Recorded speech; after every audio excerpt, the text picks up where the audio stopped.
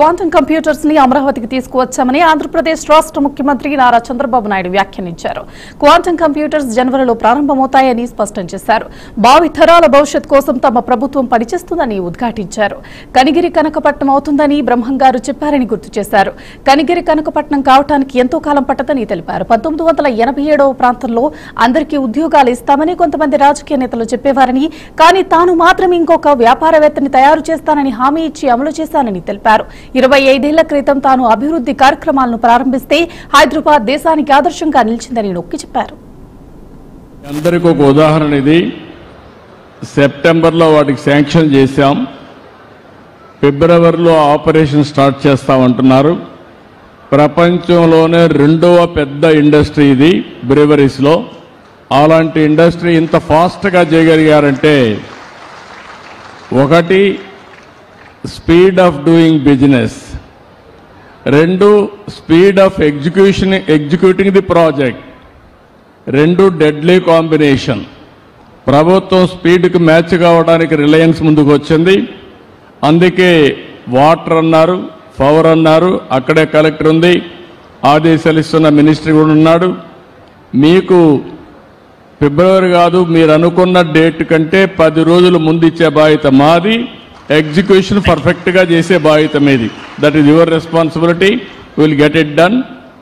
ఒక్క నిర్ణయంతో 5,000 మందికి కర్నూలులో ఉద్యోగాలు వస్తున్నాయంటే అది ఈ ప్రభుత్వం యొక్క ఇనిషియేటివ్. రేపు రాబోయే రోజుల్లో కర్నూలు ఎంత సుందరంగా ఉంటుందో దానికంటే కనిగిరి ఇంకా బ్రహ్మాండంగా ఉంటుంది. ఇప్పుడే ఉగ్ర నరసింహారెడ్డి గారు చెప్తున్నారు, సార్ బ్రహ్మం గారు ఒకప్పుడు చెప్పారు కనిగిరి కనకపట్నం అవుతుందని.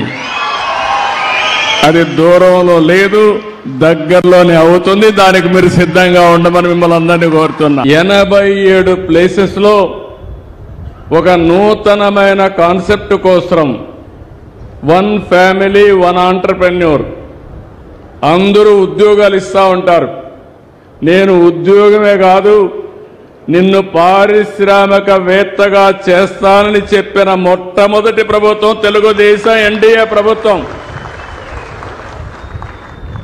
అలాంటి ఒక హిస్టారికల్ డే.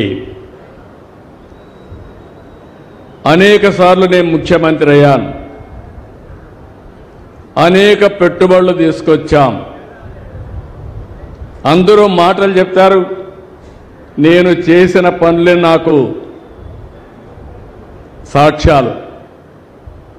ఈరోజు హైదరాబాద్ ఉంది, ఎప్పుడో 50 ఏళ్ళు 100 ఏళ్ళు కాదు, 25 ఏళ్లకు మనకు అభివృద్ధి ప్రారంభిస్తే ఈరోజు హైదరాబాద్ దేశానికి ఒక ఆదర్శంగా, మోస్ట్ లివబుల్, ప్రతి ఒక్కరూ ఉండడానికి అనుకూలమైన సిటీగా, దేశంలో హైయెస్ట్ తలసరి ఆదాయం వస్తుందంటే అది నేను వేసిన ఫౌండేషన్ అని చెప్పి మీ అందరికీ విజ్ఞప్తి చేస్తున్నా.